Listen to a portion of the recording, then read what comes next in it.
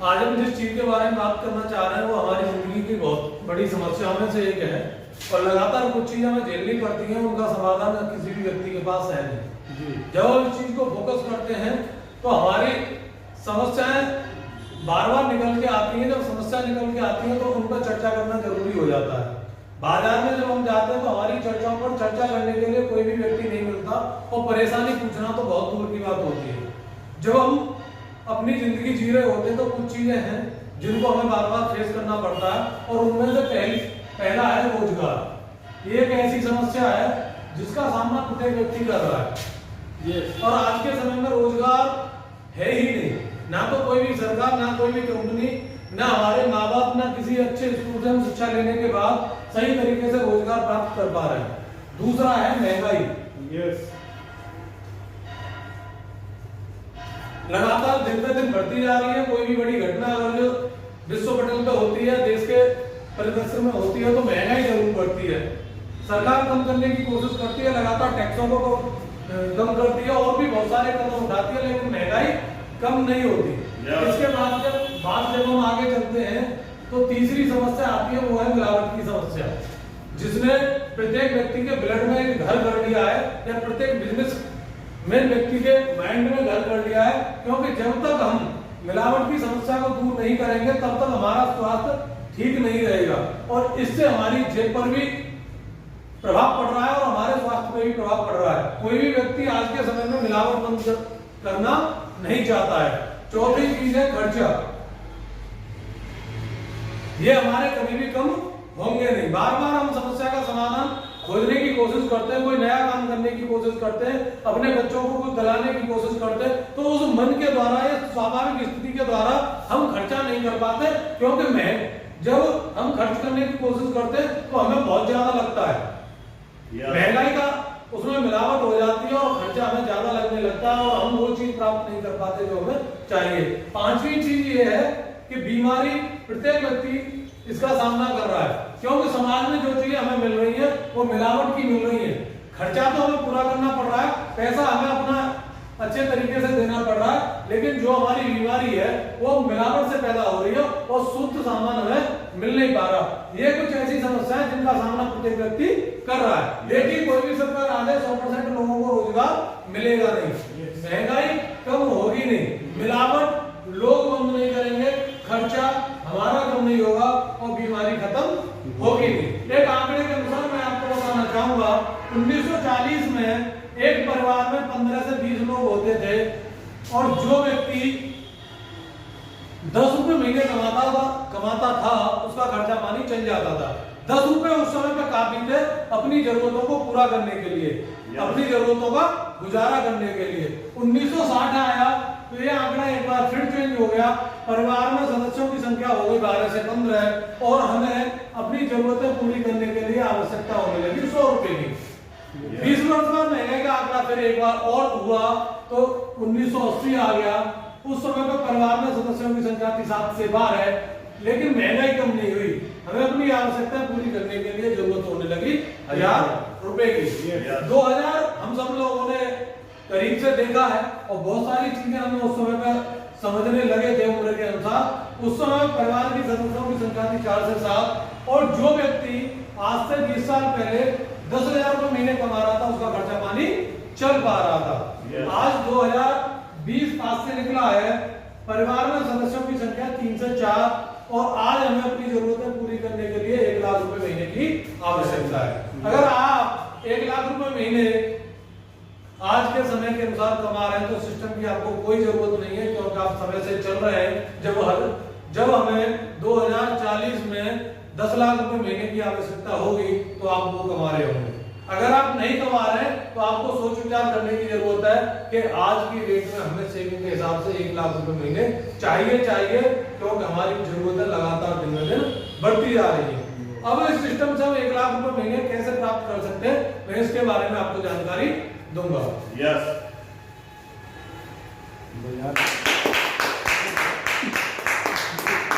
देखिए, हर परिवार में एक मुखिया होता है और उसकी जिम्मेदारी होती है काम करने की। काम करने से आता है पैसा और पैसे का करते हैं अपनी अपनी जरूरतों पर खर्चा। एक ऐसा काम है जो आज से पहले भी हम करते आ रहे थे। हमारे परिवार का कोई भी सीनियर सदस्य, हमारे परिवार का मुखिया था, उसकी जिम्मेदारी थी काम करने की। काम करने के बाद वो हमें कमा के दे रहा था पैसा, और पैसे को हम अपनी जरूरतों में खर्चा कर रहे थे। लेकिन सबसे बड़ा सिस्टम ये था कि आज से पहले हम खर्चा कर रहे थे, उसका प्रॉफिट हमें नहीं मिल रहा था।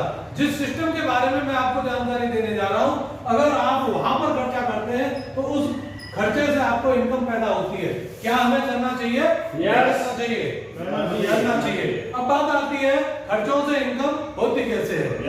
देखिए, एक सवाल आपसे और आगे बढ़ के पूछता हूँ। अगर हम खर्चों को काम बना लें, काम से आएगा पैसा, और पैसे का करेंगे हम दोबारा से अपनी अपनी जरूरतों पे खर्चा, तो क्या हमारी जिंदगी में पैसे की कमी रहेगी? बिल्कुल नहीं रहेगी। अब सवाल ये खड़ा होता है कि खर्चों से इनकम होती कैसे है, क्योंकि आज से पहले तो खर्चों से इनकम नहीं हुई है। देखिए, ये हमारा परिवार है और हम अपनी जरूरतों का कोई भी सामान लेने के लिए जाते हैं, मार्केट या रिटेलर पास वाली दुकान पे जाते हैं। जब हम यहाँ पे जाते हैं तो सबसे पहले हम करते हैं खर्चा, और साथ में कोई चीज अच्छी लगती है तो करते हैं चर्चा। जब हम खर्चा करते हैं तो भी बाजार वाले की इनकम होती है, और चर्चा करते हैं तो भी। अगर हम इस बाजार को चेंज कर दें और एक नया बाजार है उससे सामान खरीदना शुरू कर दें, तो हमारी हिस्सेदारी कंपनी के टर्नओवर में 45% तक की हो जाती है। कहने का मतलब यह है हमें 45% तक पैसा वापस मिल सकता है। तो हमें कहां से सामान लेना चाहिए? नए बाजार से, जहां से हमें पैसा वापस मिल रहा है। लेकिन जब सर के द्वारा इस चीज की जानकारी मुझे दी जा रही थी तो मैंने एक सवाल खड़ा किया कि 45% पैसा वापस मिल क्यों रहा है? क्योंकि आज से पहले भी हमारे बाबा जी, ताऊ जी, मामा जी, फूफा जी सब लोगों ने सामान खरीदा, एक भी पैसा वापस नहीं आया, और हमें एक नए बाजार से सामान खरीदने के लिए बोला जा रहा है और पैसा भी वापस आ रहा है। तो इस चीज को समझने के लिए हमें बाजार की व्यवस्था को समझना पड़ेगा। बाजार की व्यवस्था क्या है कि हम लोग किसी न किसी रूप में कस्टमर है, ग्राहक है, और अपनी आवश्यकताओं की जरूरतों के लिए जो सामान हम लेने के लिए जाते हैं वो रिटेलर के पास जाते हैं, यानी पास वाली दुकान पे जाते हैं। ये भी सामान अपने घर नहीं बनाता, ये होलसेलर यानी थोक वाले के पास जाता है लेने के लिए, और थोक वाला एजेंसी से लेके आता है, और एजेंसी लेके आती है कंपनी से। एक बाजार की व्यवस्था है। सपोज करो कंपनी ने कोई चीज 50 रुपए की बना के तैयार की, 10 रुपए एजेंसी वाला खाएगा, 10 रुपए थोक वाला, 10 रुपए दुकान वाला, और एक मोटा पैसा चला जाएगा, वो जाएगा एड में। 20% पैसा एड में चला जाएगा। जो चीज कंपनी ने 50 रुपए की बना के तैयार की, इन बिचौलियों ने अपना अपना कमीशन खाया, और ग्राहक तक पहुंचते पहुंचते उसका एमआरपी हो गया 100 रुपए का। कहने का मतलब ये है कि हमारी और आपकी कमाई का 50% पैसा ये बिचौलिए खा रहे हैं। कंपनी बोलती है मैं सामान बनाती हूँ और ग्राहक यूज करता है, तो इस पूरी व्यवस्था में दो लोग ज्यादा महत्वपूर्ण है। एक कंपनी जो सामान बना रही है और एक ग्राहक जो यूज कर रहा है। कंपनी का मानना यह है कि ये लोग बिचौलिए जो प्रोडक्ट की कीमत बढ़ा रहे हैं और समाज को या जनता को लूट रहे हैं, इनके बिना भी काम चला जा सकता है। मैं सामान बनाऊंगी और ग्राहक यूज करेगा, तो इन बिचौलियों को मैं बीच से हटा देती हूँ। जब ये बीच से हटा देंगे तो हमें डायरेक्ट सामान मिलने लगेगा, और डायरेक्ट सामान लेने की व्यवस्था को हम कहेंगे RCM, राइट कॉन्सेप्ट मार्केटिंग खरीदारी करने का सही तरीका। जो कंपनी इस व्यवस्था को चला रही है उसका नाम है फैशन शूटिंग प्राइवेट लिमिटेड। ये राजस्थान भीलवाड़ा की कंपनी है, और 1977 से कपड़े के कारोबार में थी। जिस समय कंपनी की शुरुआत हुई उस समय पैंट शर्ट का कपड़ा बनाते थे। RCM बिजनेस तो डायरेक्ट सेलिंग व्यवसाय में कंपनी ने कदम रखा, वो सन 2000 में रखा, अगस्त में। यानी पिछले 23 साल से कंपनी इस व्यवस्था में चल रही है, डायरेक्ट सेलिंग में। जिस समय कंपनी शुरू हुई एक ही प्रोडक्ट था, एक ही कंपनी थी, एक ही डिस्ट्रीब्यूटर था और एक ही दुकान थी। जब कंपनी की शुरुआत हुई तो हमने जो शुरुआत की वो पैंट शर्ट के कपड़े से की थी। आज की डेट में गुड मॉर्निंग से लेके गुड नाइट तक जो भी आप यूज करते हो, 800 से ज्यादा कंपनी के पास प्रोडक्ट है डेली यूज के।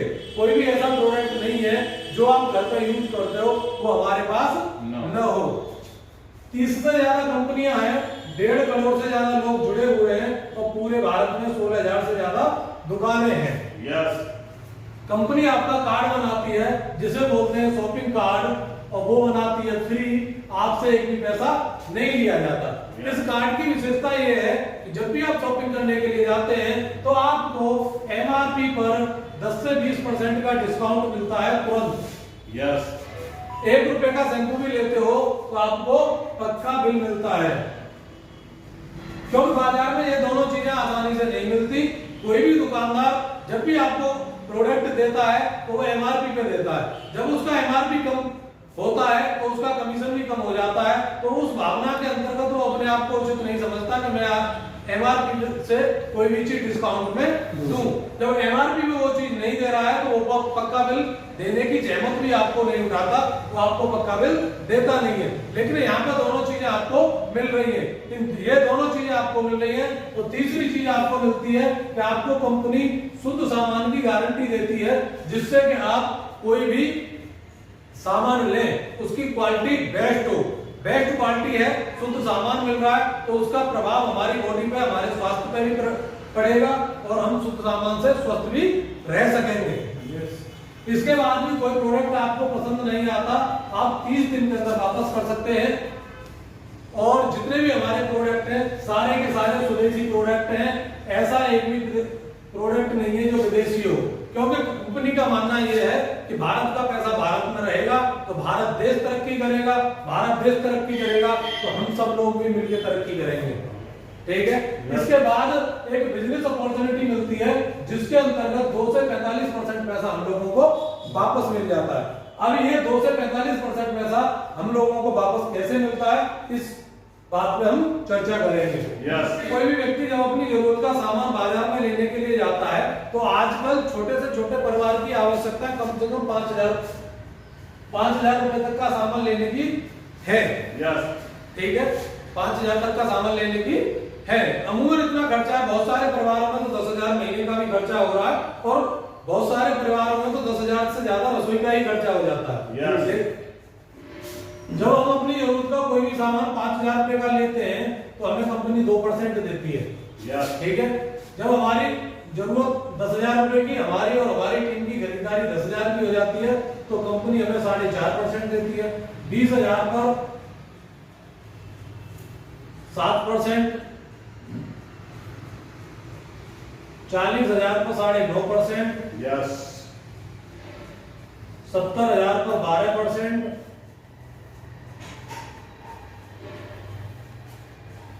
1,15,000 पर 14.5%, 1,70,000 पर 17%, 2,60,000 पर 19.5% और 3,50,000 पर 22% पैसा आपको मिल जाता है। ये 3.5 लाख आपकी खुद की खरीदारी नहीं होती, आपकी प्लस आपकी टीम में जितने भी लोग होते हैं उन सबकी टोटल खरीदारी को मिलाकर जो भी पीवी बनता है वो 3.5 लाख होता है। और जब आपका टोटल पीवी 3.5 लाख हो जाता है तो आपकी हिस्सेदारी 22% तक पहुंच जाती है। ठीक है। इसके बाद रॉयल्टी बोनस मिलता है, वो 3 से 8% मिलता है। टेक्निकल बोनस मिलता है, वो 5% मिलता है। 22, 8, 30 और 5, 35% पैसा इस तरीके से सब लोगों में डिस्ट्रीब्यूट हो जाता है। सपोज करो कोई भी व्यक्ति है, उसने अपनी जरूरत का 5,000 रुपए का सामान लिया। 5,000 रुपए का सामान लिया तो टेबल के हिसाब से 2% की कैटेगरी में आएगा। हम अपनी खरीदारी पे 5 जो है 100 रुपए के मालिक हो गए। ठीक है। लेकिन जैसे ही हम अपने कुछ रिश्तेदारों को, दोस्तों को अपनी टीम में जोड़ते हैं और एक ए टीम बना लेते हैं और एक बना लेते हैं बी टीम। ए टीम में हमारी में खरीदारी हो जाती है 1,10,000 रुपए की और बी टीम में खरीदारी हो जाती है 60,000 रुपए की।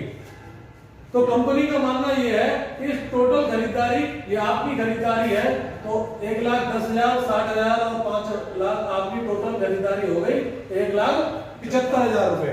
टेबल के हिसाब से 1,75,000 रुपए 17% की कैटेगरी में आएगा और आप 29,750 रुपए के मालिक हो जाते हैं। लेकिन आपके टोटल टर्नओवर में आपकी ए टीम की प्लस बी टीम की भी खरीदारी अलग अलग थी। इसी प्रकार ए टीम में जो खरीदारी हुई वो 1,10,000 हुई। 1,10,000 12% के हिसाब से 13,200 रुपए आपका ए टीम में बढ़ गया। यस किसमें बढ़ गया? ए टीम में। बी टीम में आपकी जो खरीदारी हुई वो 60,000 की हुई, 9.5% के हिसाब से 5700 रुपए आपका बी टीम में बढ़ गया। यस ए और बी दोनों टीमों की खरीदारी मिला के होती है 18,900।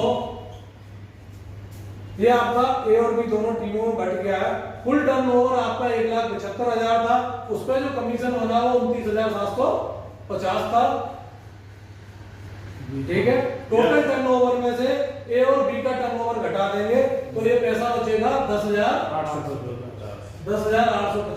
ये पैसा उस व्यक्ति को मिलेगा जिसने 5,000 रुपए की खरीदारी की थी। यस क्या पूरे भारत में, दुनिया के अंदर ऐसा कोई व्यवस्था है जो 5,000 रुपए की खरीदारी करो और आपको 10,850 रुपए का सामान वापस मिल जाए? इसके बाद कंपनी 10% पैसा हमें अलग से और देती है, जिसमें 6% होता है लीडरशिप बोनस का और 4% होता है कंसिस्टेंसी परचेजिंग बोनस। ठीक है, ये अलग अलग तरीके से हमें पैसा मिल जाता है। जैसे ही आप ओपनर हो जाते हो तो आपको 3 पॉइंट मिलते हैं, वो कंपनी के टोटल टर्नओवर का 1% होता है और 1% पूरे साल के बाद में आपको मिल जाता है।